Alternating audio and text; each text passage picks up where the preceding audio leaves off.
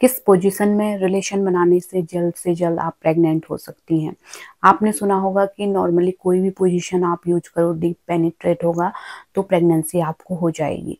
लेकिन अगर आपका यूट्रस नॉर्मल पोजीशन में नहीं है, यानी रेट्रोवर्टेड यूट्रस है या फिर एंटीवर्टेड यूट्रस है, रेट्रोफ्लेक्स यूट्रस है, तो इस केस में आपको जो है स्पेसिफिक पोजीशन अपनानी होगी जिससे कि जल्द से जल्द आपको गर्भधारण हो पाए। नॉर्मली यूट्रस की पोजीशन आप देख सकते हैं, आप डायग्राम में भी देख सकते हैं।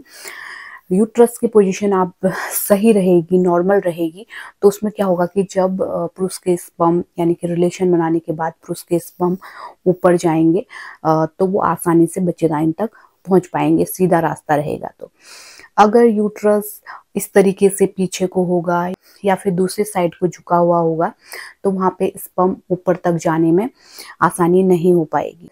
जैसे कि आप जानते हैं जब रिलेशन बनता है, यहाँ से जो पुरुष के स्पर्म है वो योनि मार्ग से होते हुए बच्चेदानी से यहाँ से ट्रैवल करके वो आपकी ट्यूब में ओवम से मिलते हैं, यानी कि अंडे से मिलते हैं। उनको इतना सारा रास्ता तय करना होता है, यानी कि वजाइना से लेके वो यूट्रस में आए, यूट्रस से उनको फेलोपियन ट्यूब में आना होता है, यानी कि इतना सारा रास्ता उनको तय करना रहता है।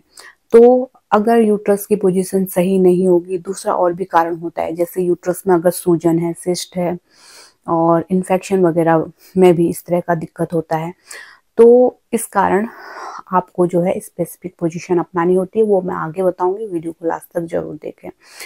तो देखिए नॉर्मली जब जो स्पर्म है यहाँ से जाएंगे उनको इतना रास्ता तय करना रहेगा। अगर यूट्रस की पोजीशन सही नहीं होगी, सूजन होगी, यूट्रस में सिस्ट होगा, तो इस कारण जो है जो स्पर्म है उनको ग्रेविटी नहीं मिल पाएगी, रास्ता नहीं मिल पाएगा सही से, और वो बीच में ही डैमेज हो जाएंगे, यानी कि डिस्ट्रॉय हो जाएंगे।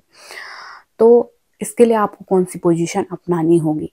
जब आप रिलेशन बना रहे हैं तो जो महिला है वो मिशनरी पोजीशन में ही आपको बनाना है, लेकिन जो महिला है उनको अपने नीचे बटक्स के नीचे पिलो रखना है ना। बटक्स के नीचे जब आप पिलो रखेंगे तो ऊंचाई वहां से हो जाएगी और एक ग्रेविटी स्पर्म को अंदर जाने में मिल जाएगी, यानी कि इस तरीके से जो ग्रेविटी है वो अच्छे से मिल जाएगी और स्पर्म अंदर से जा पाएंगे। और डीपली पेनिट्रेट करना है जब भी आपका रिलेशन बनता है, ऑर्गेज्म होने वाला है पुरुष का, तो डीपली पेनिट्रेट करेंगे तो स्पर्म जो है यहाँ पे आएंगे, बिल्कुल है ना, आपके जो सर्विक्स है उसके मुंह पे, बच्चेदानी का मुंह है यहाँ पे ही स्पर्म को निकालना है, ताकि यानी कि डीप आपको निकालना है ताकि जो स्पर्म है वो आसानी से ऊपर तक चले जाएं। कई बार क्या होता है कि स्पर्म की मोटिलिटी सही नहीं होती है, उनकी गति सही नहीं होगी, तो वो ऊपर तक नहीं जा पाएंगे।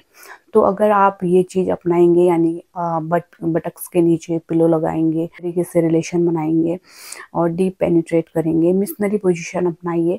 आपको कोई भी दूसरी पोजीशन नहीं अपनानी है, ऐसा नहीं है कि दूसरी पोजीशन से आपको रिलेशन बनाना है। नॉर्मली आपको रिलैक्स होके, कंफर्टेबल होके आपको मिशनरी पोजीशन अपनानी है, यानी कि आप जो महिला है वो नीचे रहेगी और अपने बटक्स के नीचे यानी कि कूल्हे के नीचे पिलो को रखना है। और आपको प्रॉब्लम है, यानी कि सिस्ट है या फिर सूजन है, इन्फेक्शन हो गया है सूजन के कारण, या फिर आपकी यूट्रस की पोजीशन अल्ट्रासाउंड में डॉक्टर ने आपको बताई है कि रेट्रोवर्टेड यूट्रस है या फिर एंटीवर्टेड यूट्रस है, रेट्रोफ्लेक्स यूट्रस है ना, यानी कि नॉर्मल सेफ नहीं है आपके यूट्रस का, तो ये पोजीशन अपनाएंगे तो जल्द से जल्द एक ही महीने में आप गर्भधारण कर पाएंगे। और दूसरा, आपको ओवुलेशन के दिनों पे रिलेशन बनाना बहुत ज़्यादा ज़रूरी है। ओवुलेशन को ट्रैक कीजिए, यानी कि जो फर्टाइल विंडो है उस पर ज़रूर रिलेशन बनाइए।